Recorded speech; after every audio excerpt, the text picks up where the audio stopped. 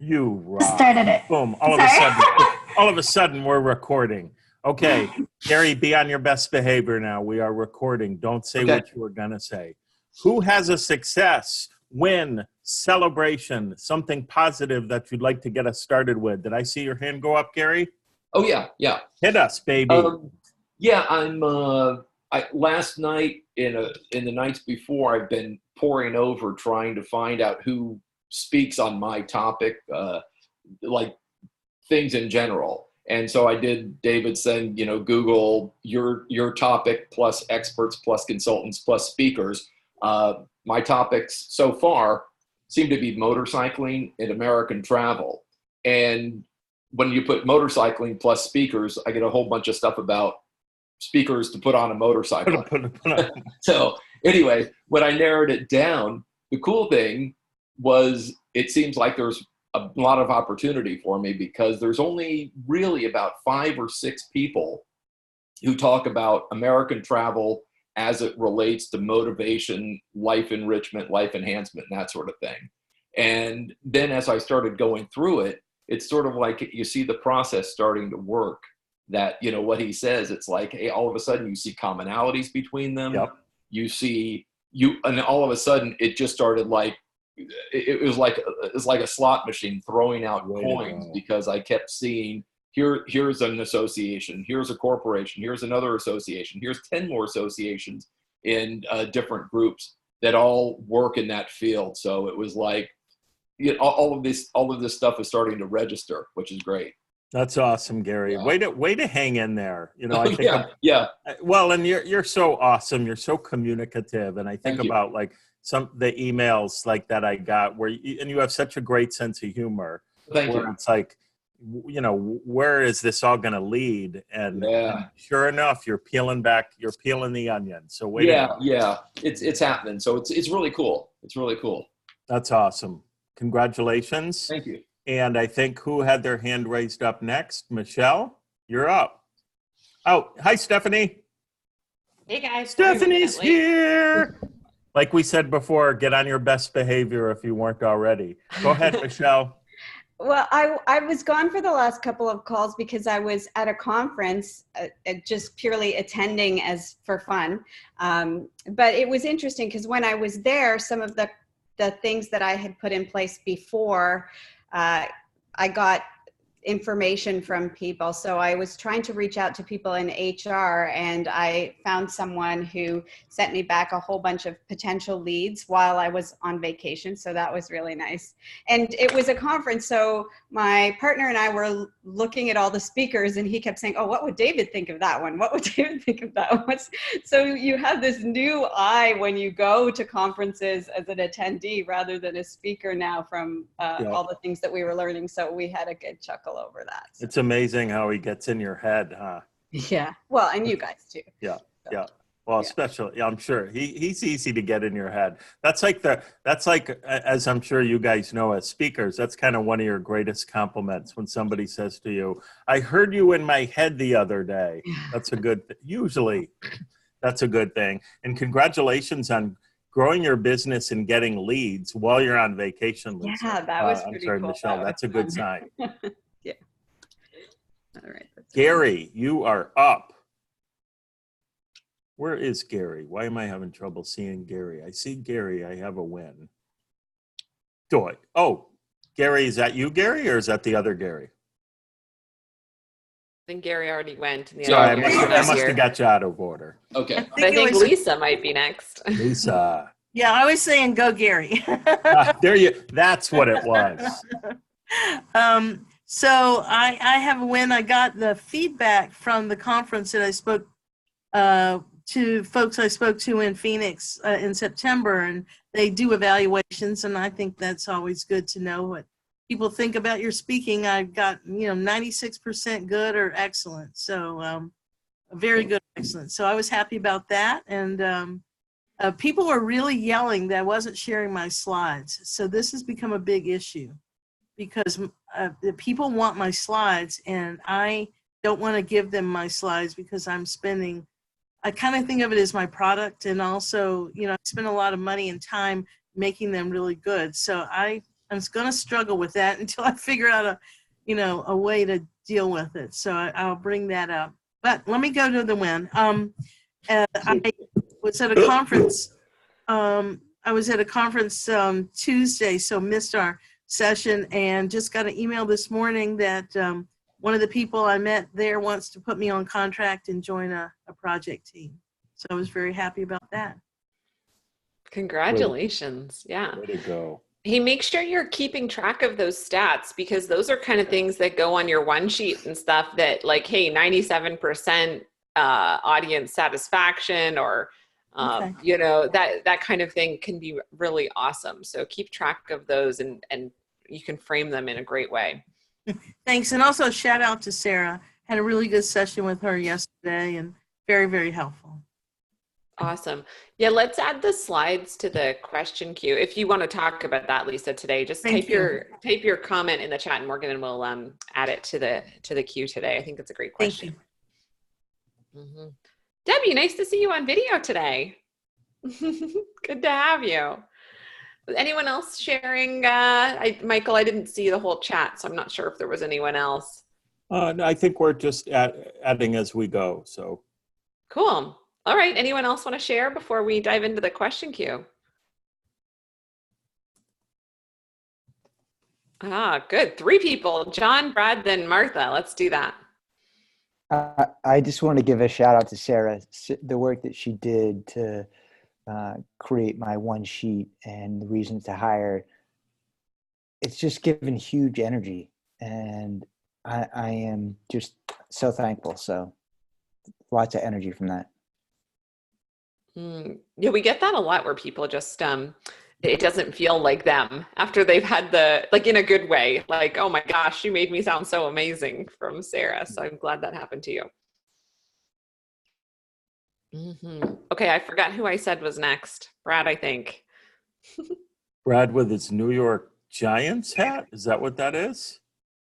You know I'm a diehard fan when I still don my Giant that's cap this season. Tough to be a Giants fan. Yeah.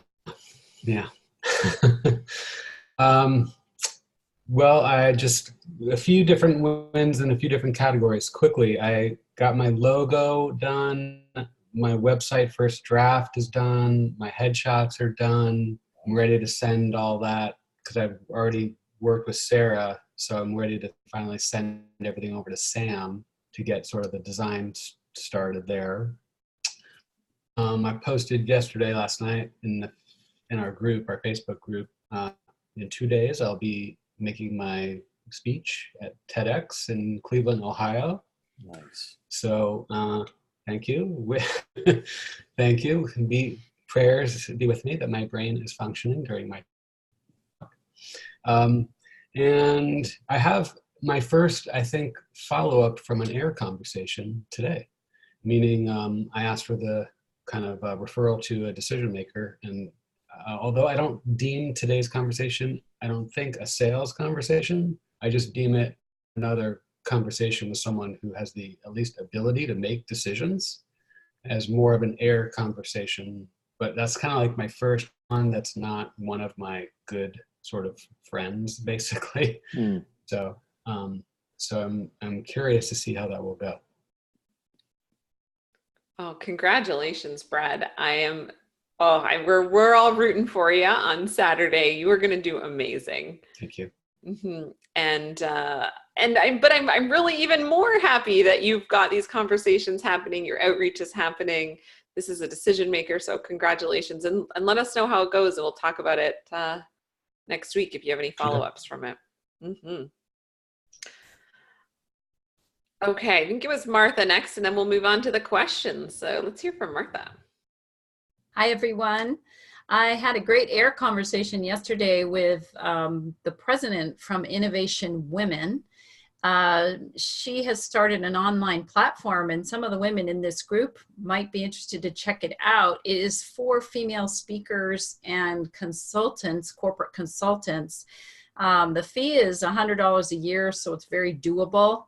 And she has 1,700 members right now. And I spoke with her about the viability of public speaking in the corporate field, which is something that I've been trying to do some research on. And she confirmed that she felt absolutely there was a strong market for it, even though some of my preliminary research didn't show a lot of other people doing it. She said, I think in the personal growth category and in the career track category, particularly of tech firms. She's worked in tech for most of her career. So this was just great information for me to gain. She agreed that the techies can really use those public presentation skills, and particularly those performance anxiety skills. I talked with Stephanie about this yesterday. So she was very affirming. Also, good to know that if you're part of the Innovation Women platform, when you do get a speaking gig or you do get a training opportunity, they promote that to their audience, which is about 20,000 followers. So for those of us who might not have tons and tons of followers, tens of thousands of followers, we can say to a prospective client, and I'll be using this next week when I talk with these two sales calls that I have, that, you know, if you, when we work together, you will be promoted on a large platform to tens of thousands of followers through Innovation Women. And so that was a really productive air call that I wouldn't have even known how to have before I had this program. So you were very much with me, Stephanie and Michael. Nice. Yeah. Oh, that's so good. I love these air conversations, you guys. They're so powerful. And as we've seen, like time and time again, they really do get the ball rolling. So awesome work, Martha. Okay, Michael, why don't you take the first question, and because we have a lot today. So let's go through this, shall we? Speaking of air conversations, Martha asks, I feel like a radio announcer. I know, me too, when I do it. Upcoming 15-minute phone conference with the planning team for the New Hampshire, is that NH, New Hampshire? Nice, New England. Association of Engineers Spring Conference. Appropriate to keep discussion in air mode and request an in-person or Zoom follow-up to discuss specifics? ? I believe they're also contacting a friend, colleague of mine, who is a very low bidder. So yeah, I read this question in advance of the call, Martha. Could you just clarify a little bit? So I just want to hear your question. Reading it is one thing, but this is one where I want to get a little nuance. Yes. So a client of mine, a public speaking client of mine, connected me with, she works for an engineering firm. She connected me with the head of this New Hampshire Engineering Association, because apparently they are having an event. I did speak with the one of the decision makers a couple of months ago, and they want to offer a public speaking training about 2 hours in the evening as part of this event. And so that's what we've been in dialogue about. And this next call is going to be, you know, a level deeper, in that I'll actually be speaking with people who are on the committee for the entire conference. So I get the sense that there's going to be some decision makers on the phone. What I know about it now is they want something, you know, like a 2-hour training in the evening. Yeah. I think there's going to be a large number of people there. I may need to bring in a second trainer to help. Yeah. Okay. So that clears it up. So to be clear then, this does not sound like an air conversation. This is a session to discuss if you're the fit to speak at their conference. Am I wrong about that? No, you're correct. Thank you for correcting that, Michael. You're right. It's not an error. It's what would you call that? A sales call? Yeah. Strategy call. Strategy. Okay. So that may answer your question, because it doesn't sound like, no, you don't want to set up another call unless it's needed. You want to go for the sale in this call. Okay. And so that would mean asking for numbers and asking what their budget is and working from there. Yes. So, and to be clear, I just want to make sure we're answering what you asked. But yes, I think that's what confused me. You asked appropriate to keep the discussion in air mode, which to me implies you're kind of in the learning phase. This is not a sales opportunity. You're looking for an air conversation. The learning about their event and what their needs are is an important part of the conversation you'll have. But this is an opportunity for you to, for them to hire you. Right. And I think that what confused me about it was bringing in a whole new set of people. Is it okay, given that I've just been dealing with one person, to now just kind of go into the more, we're in sales now, we're in negotiation, we're talking about programs and how I can solve their problems, meet their needs, etc., even though I haven't met these other people yet? I think so. Yeah. I mean, Okay. from what typically, I think what happens, and I don't want to assume this about you, Martha, but just to use this as a learning for everybody, we're kind of hesitant, maybe even scared, frankly, to have the more meaningful, soup to nuts conversation about hiring you. It's easy and safe to just talk in more ethereal learning mode. Right. But I think you're past that here. So absolutely go for it. And, I'm not at all worried that you're going to do it in an authentic or slick kind of way. Just be yourself, continue to ask, learn, and make them an offer and see what happens. Great. That's really helpful. And I'm assuming that even though I know a colleague of mine tends to be a low bidder, I think they've spoken with her as well, that I should still keep my prices right where they belong. Is that a question or a statement? It's a question looking for affirmation. Well, part of me said, oh no, somebody's going to underbid me. No, you can't. As you know, we can't worry about that. Okay. Your prices are valued for you and the return on investment they're going to get, the value they're going to get, what an awesome speaker you are. So make sure you're meditating on that, vibrating on that before the call. If they want to bring that up and say, hey, we got somebody else who offered it at whatever their price is, then be prepared to have that discussion about how you're worth every penny of it. Do you have any salt and pepper at your house? Yeah, right. Very good. Very good, Gary. Right. Yep. Right. Okay. It's a good module to listen to again and let that sink into your head.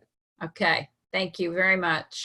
You're welcome. One of the things I thought you were going to say, Michael, so I'm just going to add it because this is super good advice for Martha, is like, don't be afraid to start the conversation. Like you're the one running the show, and call it out. Like, hey, I know when we booked this call, it was just supposed to be me and you. Now there's a bunch of us. Like, what are your goals for this conversation? Like, I'm here to, for this. So you've only got, I think it was a 15-minute conversation. Like and then the second piece is, hey, like, how long do you guys have for this conversation today? Great. So before you just assume it's only 15 minutes, I would ask, like, do you have a hard stop or when's your hard stop for today? That's really helpful because just those basic protocols are new to me. So I appreciate that so much. Yeah. Just frame the call right at the beginning. You are in charge. You're the one bringing it up. Like, you're controlling the timeline. And if they say they've got 15 minutes, and respect that and book another session, but just take charge of the conversation. Great. Thanks, guys. You are welcome. I love that question, Martha. Okay. So we've been getting tons of questions in here today. So we're gonna keep going here. John, my goal for 2020 is to share my story with 40 organizations of at least 200 people each. These are 40 organizations of professionals in San Diego and Los Angeles who look for speakers to spark mindful focus on action and habit that generate their best selves with clarity, consistency, and ease. Where do I find these organizations? Don't throw it back on me. Ask the group for their best thinking. Okay. Two pieces I just want to clarify first. One, did you just finish your work with Sarah? Yes. Okay. So that second part, like just the spark mindful focus on action habits, was that from Sarah or do you have some new language from Sarah?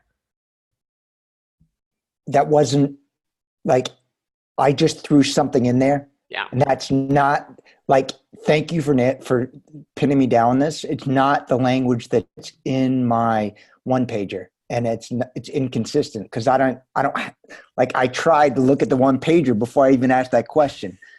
And and I didn't have it. And so I kind of felt like I was swimming when I made that comment. So thank you. No, you're That's right. okay. But you Consistent. do have new language. Yes. Okay. Yes. So we don't have to talk about that. I'm assuming that Right. it's more clear and Yes, it is. Right. okay. Right. Beautiful. I knew I was fishing with that when I wrote it. Thank you. You're That's right. okay. That's okay. I just wanted to make sure there wasn't going to be a second part to this question. Okay, so when the 40 organizations, so you've got it locally, San Diego and LA, so we know there's geographics. When you say where do you find them, are you asking, I just want to clarify the question, are you asking like how do I decide what those organizations are? Like how do I pick out the names? Or are you asking like do you have the list of 40 and you're asking how to approach them? I want to get the list of 40. I want to Okay, get so the list. how to come up with a list of 40? Yeah, That's yeah. what you're asking? Yeah. Okay. I'll get just one sec, Gary. Okay. And okay, so then John, I'm going to put it on you just in the beginning, just a little bit, because I just Yep. want to know where you're at with it. Yep. Like, are you at Yep. 0 or have you started a list? Where are you at? I've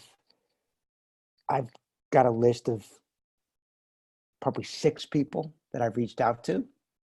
Okay. Yes. Well, those are ones you've reached out to, but I know you've I thought you had a bigger list of like people you wanted to work with. Yes, I have that list of San Diego corporations to reach out to, but I'm totally second guessing it. I'm like, I don't trust, like, I don't know that they want speakers. Like I want a list that I know that they want to have speakers come in and speak. That's what I want. I want that list that I know that they're open to it. These are people, these are organizations that I don't, they're just be cold calling like, and I'm not sure. Okay. All right. So I thought there was going to be another layer to this. So that's perfect because it doesn't sound like the question is, which organizations. It sounds like the question is more internal self-doubt. Like, do they want me? You know, you know what? Yes, it probably is. It probably is self-doubt, you know? And I put that big number out there in the future because I want to live in the future. I don't want to live in the now. That was me. Like what really the goal should be is I want to have one speaking opportunity that I deliver and nail by the end of the year. That should really be, take those numbers out and take the 2020 goal out of there and say, that's what I want. I want that one that I can nail before the end of the year and go in and inspire and motivate and, you know, that to help create the brush fire for me moving into 2020. That should really be the focus. Should be because that's what you want it to be, or should be because you think that's what we want it to be? No, should be because I want to live in the now, not in the future, and keep pushing down the road what I want rather than focusing on it in the moment. Okay, cool. So you're getting a bunch of comments in the chat. So copy the chat before the end of end of the call. But for now, let's just stay with this.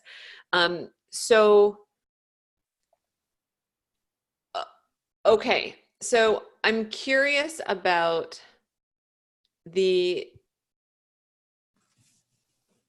sorry, so many thoughts. I'm just trying to organize them. Because one thing you said just a minute ago was cold outreach, like you'd just be cold outreaching to 40 organizations. So which strategies in the course could you use instead of cold outreach? And I'm just going to ask this last question, then we'll get some feedback from people about how they've been doing it. I could get a list of, you know, organizations in my target audience in San Diego and LA, you know, associations and so forth. Okay, like you mean just like on Google sort of thing. Yes. Okay, and then once you have that list, are you clear on how you would like approach them? Yes, I would. You know, I'm an inspirational speaker that I'd like to come in and talk, you know, and give a 35-minute talk about that's inspiring. Okay. So that answer was probably not very good, but. Well, because that's cold outreach, right? So I hope people are kind of seeing this as learning for everyone too, because what we don't want is like, okay, I got this list of people and now I'm just going to cold outreach my sales pitch to all of them and see what happens, right? That's why David has so thoughtfully put together the strategies in the course about article writing, about interviewing, about referrals, the before, with, after, that sort of thing. So I want to put it, let's ask a few people in the group. Some people have been doing some really great comments. So what have been your low-hanging fruit? Where have been the people that have kind of come out of the woodwork? Because it sounds like, John, that's your goal right now. That feel easy to book those gigs. How tell me about some of the low-hanging fruit. I know a couple of you have had some recent success in that area. Yeah, Lisa? Just going back to my Rolodex, people I already know, letting them know either an air conversation or what I'm doing, and if they have anybody who knows someone who needs this kind of thing. But my Rolodex has been very helpful for me, going back in contacting people I haven't talked to in a long time, or even people that I haven't talked to in about a year or so. So I've gotten 3 contracts from doing that. Beautiful. Phenomenal. Thank you, Lisa. Anyone else? Yeah, Gary? Oh, sorry. Yeah, Gary, I was supposed to come back to you. I'm so sorry. Oh, that's okay. You know, one thing I was thinking when John was talking about he wants to do LA and San Diego in this sort of close geographical area. When I fantasized about being a speaker years ago, I just went to the website of the Orange County Convention Center here in Orlando, and they list, here's, you know, the next year or two of conventions that are coming to town. And so you can go to the like San Diego convention site, Los Angeles convention site, and see who's coming. And then, you know, hey, you're going to be here. I'm going to be here, and I'll drop in. Great one. Great one. Casey, can you share yours? You just popped it in the chat, but I think verbally would be great. It would be my pleasure. This is my last call with you guys. Mm-hmm.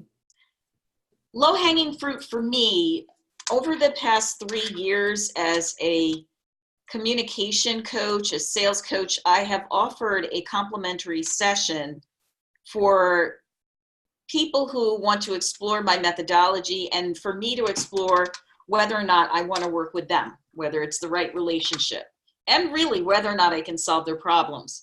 So if I think about it, there's value exchanged with that conversation. It's very hard for me to have that kind of conversation with someone and frankly not give them value, not help them. So I've helped them. It creates psychic debt, going back to them and saying, hey, you and I spoke a year ago. How's it going since we had that conversation? Well, I'm wondering if you would now have a conversation with me. I'd love your insight, your blah, blah, blah recommendation, because I'm looking now to do da, da, da, da, da. Mm-hmm. Yeah, you like that? That works for you, John? Thank you. Yeah. Thank you, Casey. Absolutely. Are we on the right track with your question, John? Yeah, no, this is, I mean, I have enough work now for the next 3 weeks. I don't want to ask too many people. Yeah. So this is, I'm full, and I very much appreciate everyone's input. So thank you. Okay, so what action are you going to take today? I know we're jumping ahead on our MMA here, but Yep. My action today is the convention sites in San Diego and LA and, Orange County. What are the conventions coming to town? And, put a list of those together, and because those are targets. Mhm. So I'll put together a target list of conventions. So just You're looking remember for with more- the yeah, the sorry. convention strategy, because it's Yeah. a good one. It's a really good one. Just be clear that it's still similar to a cold outreach, right? So you want to make sure so Right. you see the convention, you want to have some sort of value add to bring to them, some way to open up the conversation that isn't just like, hey, hire me, right? So Right, again, yeah. which is it's based if the subject is alignment with is aligned with me and what I do, then it's a target. If I'm just saying, come hire me as a speaker for some random conference that's got no association with what I do and what I deliver, it's not on the list. So, there's got to be synchronicity. There's got to be connection. Perfect. So are you good moving forward, John? Move on to the Yes, next. thank you. Yep. Okay. Thank you. You're welcome. So just the takeaways from that for everyone that I want you to hear is like, start with the low hanging fruit. What are the really easy connections? I love Lisa and Casey going to people you've already talked to, people you already know. Start there, really warm, like reconnection.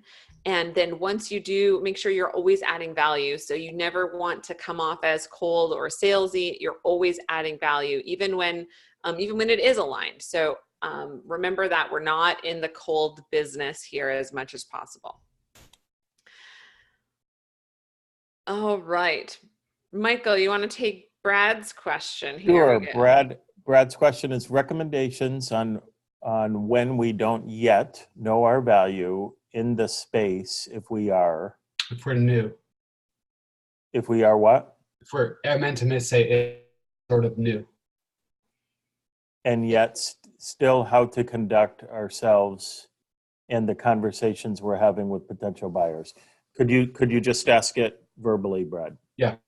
My question was somewhat inspired by going back and looking at the first few minutes of the call today that Sean shared about how he went back and restructured his conversation and built the value and what he could bring. And it just made me think, to be totally honest, like, because I'm pivoting from one career to a different career, I don't know if I know what the value is. I know what the value is if I'm seeing with my expertise in working one-on-one with a patient, but I don't quite know, because I haven't done it yet, what my value is in bringing the same sort of messaging and principles into an organization. So it's hard for me to really confidently discuss my value. I'm not quite all the way there yet, because it's somewhat of a new venture. And your question is what? How to build the belief in yourself until you do know your value? Yeah, I guess so. Like any bits of advice on that quandary as exists in my head. Yeah. So Brad, do you mind if we just take a couple minutes right now and see if we can help you begin to realize your value now? Sure. And I don't know how far we'll get, but if you're open to it, just for 2 or 3 minutes. So first, you mentioned that, did I understand you to say you do know more of your value when you're working one-on-one with somebody? I thought I heard you say that. I said, yeah, working one-on-one that I've been doing for the last 20 years, seeing a patient. And tell us how what you're doing now moving forward is similar to what you were doing one-on-one with a patient. Yeah, well, I think there could be similarities, because at the end of the day, I want to talk to organizations, right, about the business case for love perfection at work. Business case for what, Brad? For love or joy at work, purpose at work, and connection at work. Yeah. And as much as I will talk to, probably at the start, a group of people, at the end of the day, it's going to happen individual by individual. So I have more experience one-on-one than I do with saying, well, I've done amazing things with organizations, and I've done this and I've done that, and I've seen the ROI, and I just don't have the same level of confidence in what I'm doing from an organizational standpoint as I do as a individual standpoint. Okay. But you do feel more confidence with the benefits and results people have gotten individually. Sure. Yes. Okay. So that would be my quick advice for you, is to realize this, and this isn't a fake it till you make it. You already have, for how many years? 20 something years as a doctor? 22. Yeah, have helped people realize these results from working with you, and so I would encourage you to list them. Right? What are the results and benefits that your patients have gotten from working with you? Literally, like you could put it in a column, Okay. and then say, if I were to speak to a group of these people, and they individually were to enact the principles and the teachings and the wisdom that I'm sharing with them, what might the results and the benefits be? And I would bet that there's a heavy correlation. And I would hope and expect that for you to begin to realize that the gap between that which you've already done with people and what you want to do with people, both individually and in a group, is pretty darn congruent. Okay. And then, so any questions on that before just one final point? Not for me. And the people you speak to, and this is for everybody, are not going to parse whether you've done it one-on-one in the past, or, well, you did it as a doctor, now you're wanting to speak from a stage. I don't see the core. They're not going. They will not do that. They will be impressed and excited with what you've done, and they will see the correlation. If you believe it, they'll pick up on your vibrational energy. And I think we've had that talk multiple times in here. We think that meeting planners or purchasing, decision makers are going to ask all these questions. Like, how many times have you spoken to an audience of this size in this location, et cetera? And we often find, and I bet those of you that have done this can raise your hand and say, yeah, that's a good point. They don't ask the nuances. They're looking for more general energy. So hopefully that helps, Brad. And I just want you to know, speaking to you personally, from what I've seen of you and your website and the videos I've watched on there, there's not a doubt in my mind. Again, this is personal, and I'm not expecting my personal thoughts to impact you, but I do want you to know I don't see a disconnect at all, not even remotely. Okay. Thank you. You're welcome. Okay, so Lisa, we're on to you. Question about slides. And Michael, I don't know if you remember, someone asked this question a while ago, and I know we had a good answer. I don't even know, I don't know if you were in the course yet by then, Lisa. I think it was Lisa. Yeah, have we talked? The conversation we last had about slides, I think, was with you, Lisa, correct? Yeah, but I kind of walked away with feeling like, okay, I'm not going to do that. I'm just getting a lot of feedback. The only negative feedback about my talks are that I don't share my slides. So I'm thinking, should I put a, greatest hits deck together that's got the content? Maybe doesn't have all the whistles and all the graphic design, but has the content that I could share with people. I mean, I want to continue to add value, and I don't know. I feel that maybe I don't need to worry about it, but I do worry about it. Mm-hmm. So, okay, I'm going to try and recall our original conversation about this, because I know it was like, hey, do I share my slides? And a couple of people in the audience were saying like, no, essentially. And that's kind of where you landed, right? Oh, okay, no, I don't need to share my slides. Perfect. Right. And so now you're hearing like it's on the feedback forms that people Yes. want it. And Yes. just out of curiosity, when you say it's negative feedback, can you tell me, like, do you know exactly what it says? Oh yeah. I know exactly what it says. Let me see. And is it just one person, or is this like? No, it wasn't one person. That's the other thing. Okay. If it was one person, I'd be like, okay, whatever. But it wasn't. So I will read you. And is just while you're looking, is this is happening on the feedback form, so it's after your talk, right? Yes, that's right. Okay. And mostly the feedback's really good, really good. But I'm sensitive to, creating disappointment or something. Mm-hmm. Share your slide deck. One person asked, many of us thought the same thing.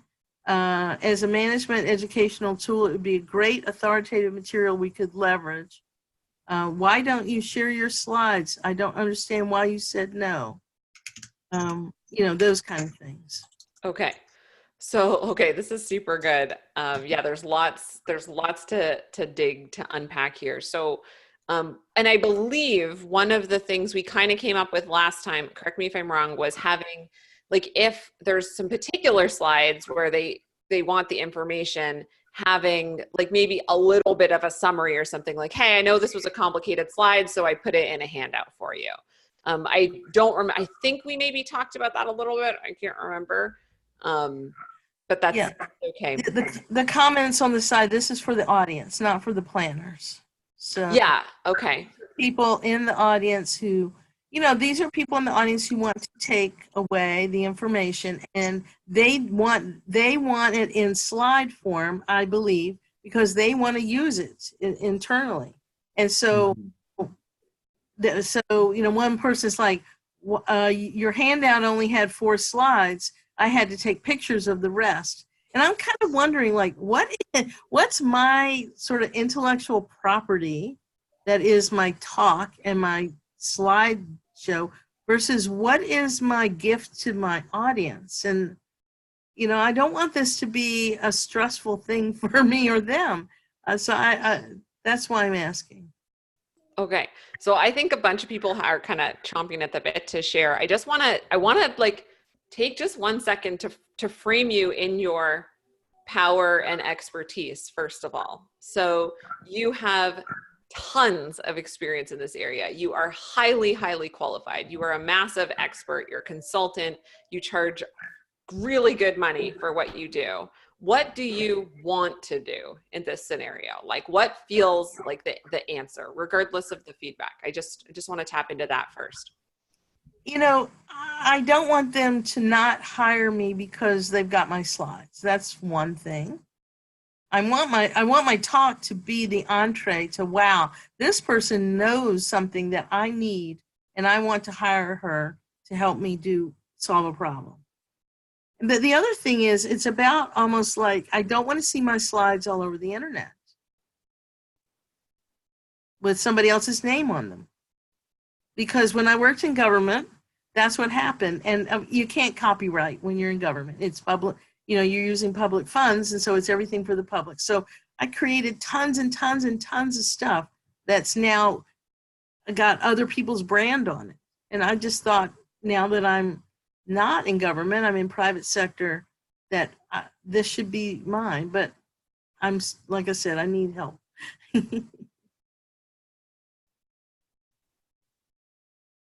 I'd like to hear if somebody else has had this experience, if other people have it. Shanna, what were you going to say? Mm-hmm. We have this exact experience every time Gary goes and does a speech that is not internally with the current client. So this is the way that we've solved it is, and I'm assuming the people that you're speaking to are hopefully prospects or leads. Is that correct? Yes. Okay, so that you're correct. They want your slides because they want to take back to their organization what you're teaching them. So absolutely, in my opinion, don't give away your slides because you want them to hire you. There's a couple things you can do. You can exchange like some kind of handout or some small ebook or something where you kind of summarized your content and hit the key points for business cards, for contact information, something like that. That's one thing you can do. If you do that, I highly recommend that in those you highlight all of the things that don't specifically say this is going to be difficult for you to do, but make sure that you're talking about things that they're going to have a really hard time implementing on their own. To show them that, what they don't know. They don't know what they don't know. The second thing is you can bundle your slides up. It's your intellectual property. You can sell it if you want. Sell them to them if they really want them and they think they can go back and implement whatever it is that you're doing. Go ahead and do that. You'll find many of them will still come back to you and say, okay, we tried this, it didn't work. Come help us. But I would say, don't give anything away without some kind of exchange, whether it's contact information, business card, or money. You could give them some slides with some fake ones put in there that like they'll spiral out of control. Then they need to call you and bring you back. Just a point of quick clarification, Lisa. Are you speaking of the literal slides, like passing on your PowerPoint presentation? Yes. And are you open to giving them not the slides, but the notes of what the slides are? A PDF. Just looking for clarification quickly. I could do that. I haven't done that. What I have done is take some of the content, put it more on a basic background, without a lot of the animation, the bells and whistles, the some of the graphics that I've developed, and shared that. I have shared that before. Just real quick, and this comes from having given hundreds of talks. I don't think people are asking for your slides. They might call them slides. They're asking for the wording on the slides. It's crazy to even think about giving out your PowerPoint presentation. Nobody does that. However, well, we've gotten that request a lot, specifically slides. They want our slides and we have to tell them no, and they get upset and they don't understand why. But I think it depends on who she's speaking to too. If the slides are something that they can take back to the organization and use to implement whatever it is she's teaching, that's why they want the slides, so they don't have to do it all over themselves. Try to remember it. Yeah, that's what I think, which, from a public service perspective is great. I want them to do that. But from a business perspective, I'm hesitant. Well, I take up too much time, but thank you. Michael, I want to hear what you have to say. It's a good discussion. So Steve, Michelle, and then make sure you check out Casey and Amy in the chat too, and then we'll kind of wrap it up. So Stephanie, do you mind? I think Michael was going to say one more thing. Oh, were you Michael? Yeah. That's okay. There's more people. Well, I just have a few. Lisa, I'll give you some more feedback, but we'll open it up to the others for now. Mm-hmm. Yeah, I just have a few thoughts on this as well. I do agree. Give them the PDF. All the information shouldn't be on your slides anyway, so you should be adding to it, and your slides shouldn't be full of the information, so they shouldn't be able to use it. But two other things. I remember going to a conference at one time, and some companies, like for example at that time it was Motorola, and Motorola had a very good human resources practices, and Disney does this too, and they actually created a university to teach other people their practices. And I raised my hand and I asked the question, well, aren't you afraid that your competition is going to copy you? And the person said, well, No, I mean, it took us years to get here, and we're constantly evolving, and it helps us to teach this because we learn. And so the point and the relevance here is that you know and they know that your experience, it can't be duplicated by just reading the slides. And so I'm not so worried about it. Make sure your slides have your contact information on it so they know how to get a hold of you. And the fact of the matter is if they're the type of people who are going to copy your slides and try and do it on their own, they're not going to be your client anyway. So that's my thinking. That's helpful. Thank you. And thank you, Michael, for the chat. And sorry, I think there was someone else, but I forget. Michelle, yeah. I just wanted to say I was just at a conference where there were a number of speakers, and I think if you set an expectation at the beginning, then it helps. Like there were speakers who the moderator said, listen, this speaker does not want you to, kindly don't copy their slides, take pictures. This is proprietary, respect their knowledge and take as many notes as you want. And so the expectation was set that, okay, well, this person doesn't want us to do that. And then there were other speakers who said, feel free. Oh, you might want to take a picture of this one. This is good information. And that's the way they did it. So I think perhaps if this is coming up for you, if you set an expectation at the beginning of your talk, then you're not going to have people having, oh, I wanted that and now she doesn't want to give it. So instead, it doesn't look like you're the bad guy. You just say up front, hey, listen, I'm not in the practice of sharing my slides, so I'll let you know when you can take a picture, or please let me know if I'm going too fast and you want to write stuff down. And that way it becomes more of a partnership rather than them thinking it's a you versus them with the slides. So. Mm-hmm. So to wrap this up, definitely, Lisa, check the chat. Julia is having a similar experience. Casey as well. Yeah, Julia charging for a portfolio. I couldn't absolutely agree.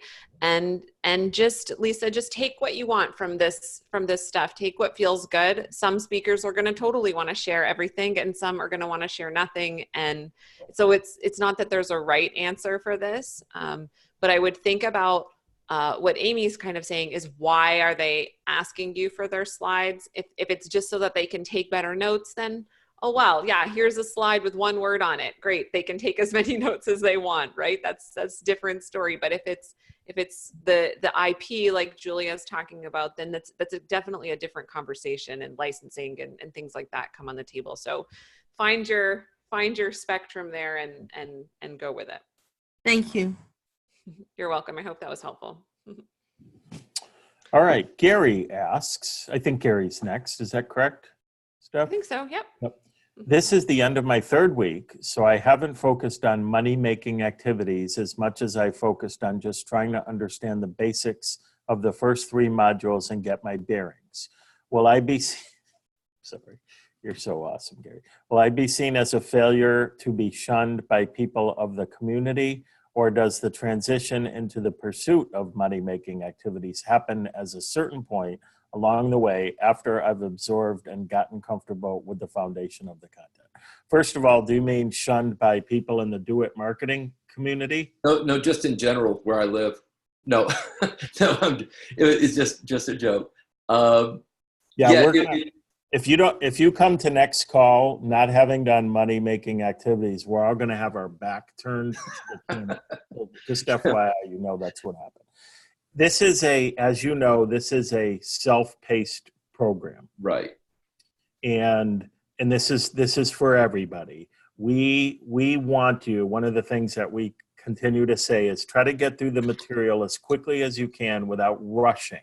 Okay, the sooner you can get through, synthesize the material, do the work, the sooner you can expect to start getting results, bookings, consulting, coaching, etc.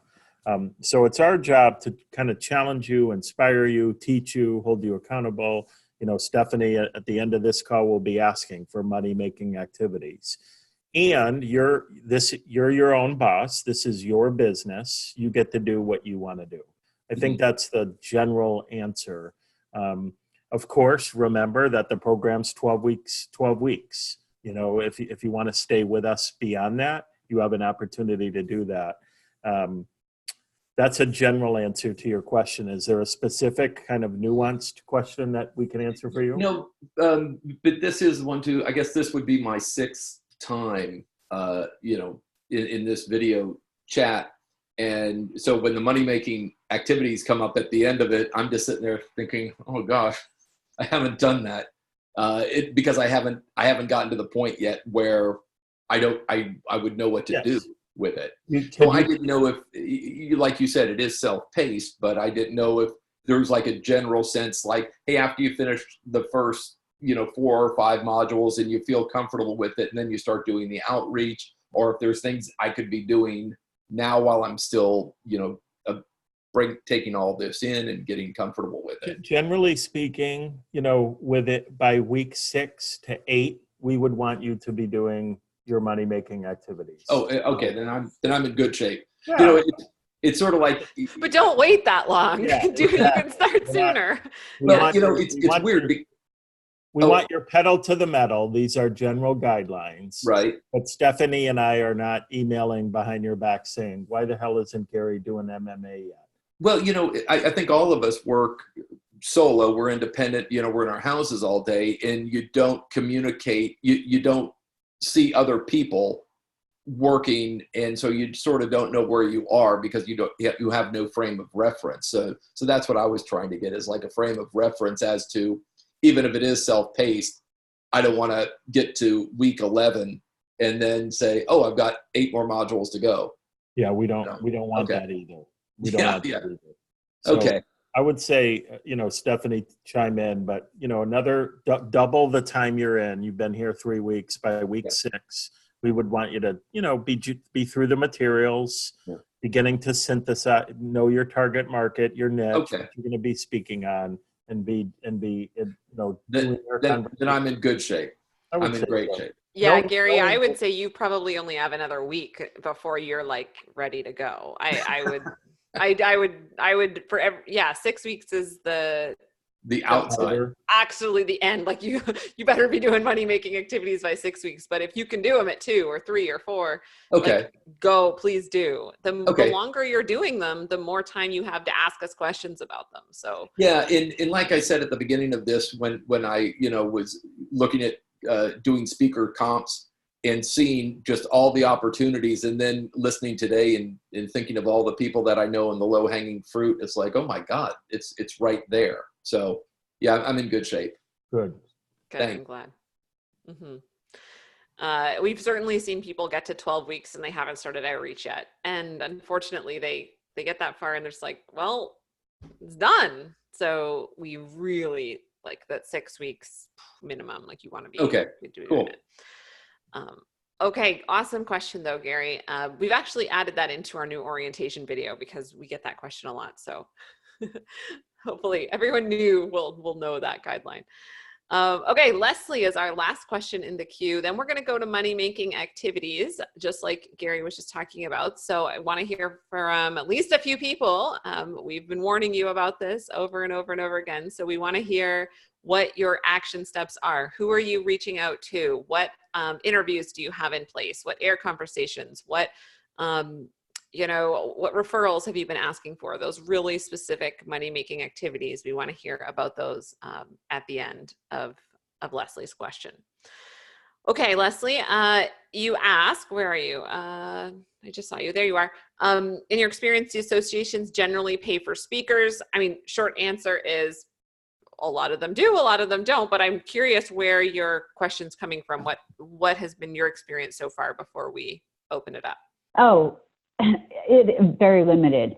Can you hear me today? Yeah. Yes. Yeah. Okay.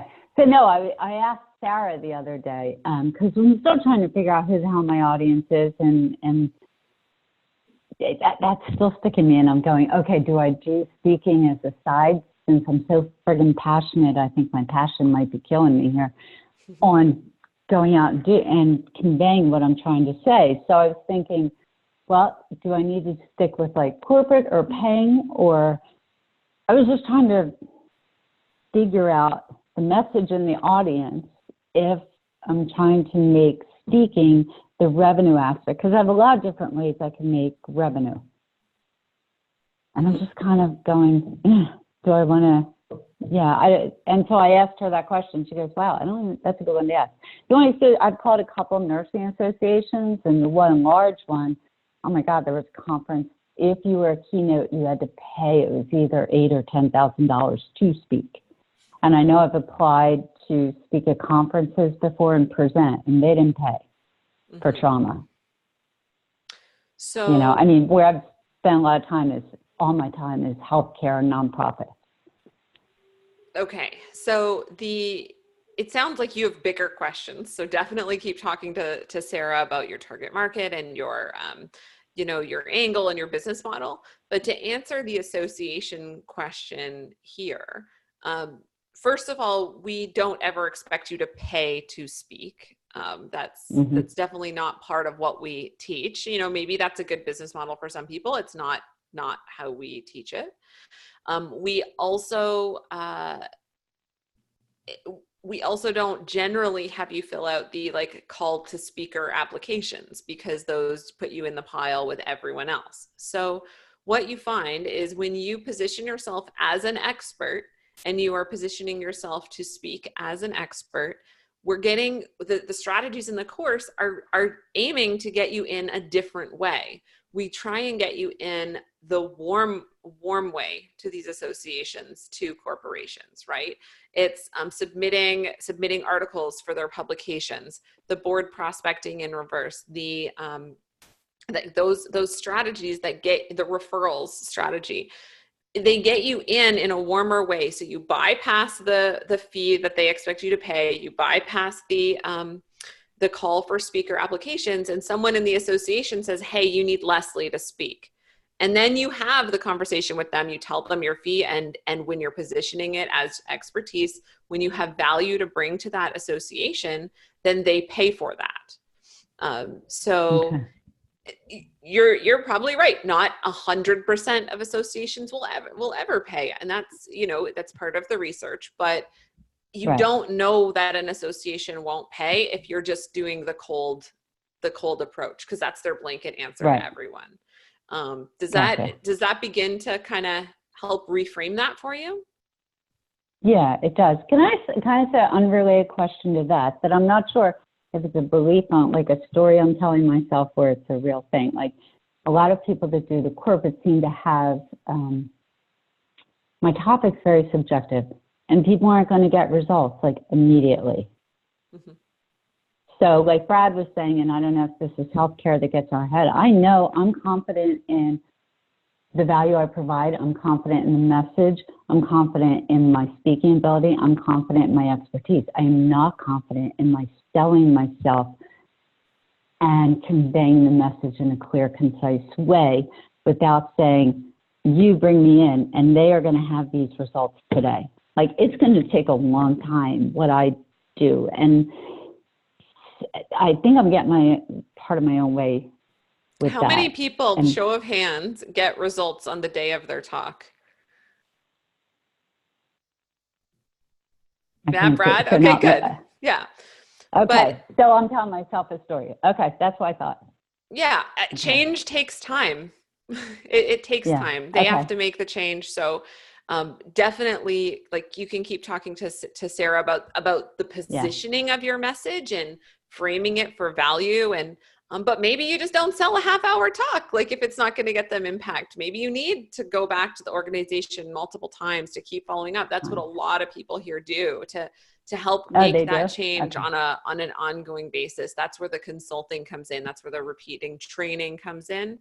You don't have to like I'm sure, Leslie, that if you do a 1-hour talk, you can make a change with them to a certain degree. It's going to be maybe a mindset change or something like that in a 1-hour talk. But that's pretty much what most of us expect the kind of results to be after a 1-hour talk.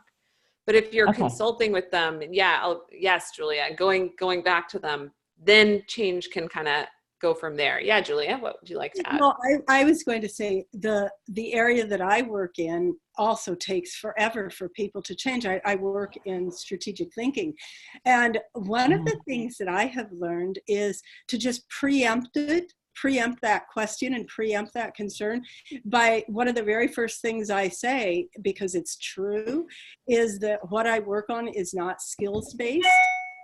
And because it's not. And once I put that out there, I find people get the point, and then we're able to have a conversation about how it's a long-term process. And that's so if we continue the conversation, they know that it's going to be a long-term process. So I preempt it. And thank you. It kind of sets the expectation that I don't do training in terms of, it's not skills-based, but it's something that, and they appreciate or at least this is what I hear all the time. They really appreciate being candid and being honest, because a lot of times they have misconceptions and they think that they should get instant results. It's the opposite of being salesy. You're being authentic, and it's almost like you're pushing them away a little bit. It makes them believe you more, appreciate it more, want it more, frankly, generally speaking. Thank you. So you can turn that into a positive. Yeah. Awesome questions, everybody, today. This was a really good, dynamic conversation. Thank you for everyone who participated and shares your experience. It was awesome. Okay, now, money-making activities. Who is up? Who is going to go first? You've been thinking about this. I know you have, because I told you to. So I want to hear, let's hear from 3 people before we go today. Gary, you just unmuted. Does that mean you're first? Oh, I was just thinking Martha said she might need someone to, as a trainer to go with her. So I'll call Martha and get in on that.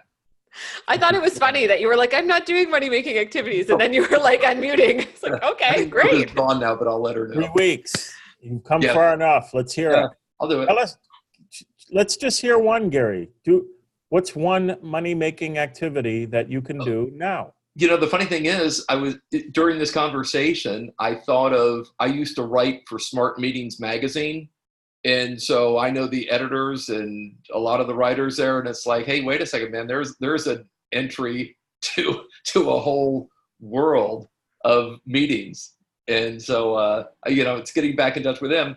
And I used to write for, as Stephen mentioned it, Disney University and Disney Institute. And so I've got a lot of contacts there. And it's like, I couldn't see the forest for the trees, and now I see it. So will you reach out to those 2 before next time? Absolutely. I've, mentally I've already been, and physically taking notes. So it's going to be interesting by this time next week. I should have my 2020 calendar filled. Perfect. Absolutely. Good attitude. Yeah. Okay, who's next? Yeah, Lisa, let's do it. Well, I did 6 LinkedIn outreaches using David's techniques of doing that, which was great. And 5 of them connected with me. So that was good. I sent some follow-up messages. So I'm going to try to do 5 more this coming week. Amazing. And what particular, so you're connecting with them on LinkedIn using David's technique. Do you have your follow-up plan with that? Yes. After we connected, I sent an email that said, this is what I do. And I've carefully selected, who I was reaching out to that think they might need something like that. And, please let me know if you'd like to have a chat about it. Super. Awesome, Lisa. Okay, who is next? Casey, yes, last call. Last call, and it would just be terrible if I didn't say what my plans are. So I have already started with my list, segmented by vertical as to who I'm approaching, and I'm going to eat my own dog food, meaning do what I recommended someone else do in the chat. I'm going to go back over the last 2 years, see who I gave those complimentary sessions to, and put them on a list. And those will be the first people that I start with for air conversations. Yeah, I love it. See ya, Brad. Awesome work. Casey, I don't know if you remember, there's a lesson in the course. I think it's called something like Get Leads Now or Yeah. something like that. And that's exactly what it is, reaching out to that low-hanging fruit. If you've already reviewed it, then great, but that might be a spot David talks about, kind of verbiage for reaching out. Hey, I know you had this problem before. Is that still happening? Like that kind of thing. So awesome. So glad to have you so engaged on your last call here, Casey, and we'll definitely be seeing you in the Momentum group. Does anyone else want to share before we close off today? Going, gone. All right, Gary, by your next call, you'll have some more MMAs. Amazing. Thank you guys. Awesome. Have a wonderful weekend. We will see you on Tuesday. Thanks for being here. Bye.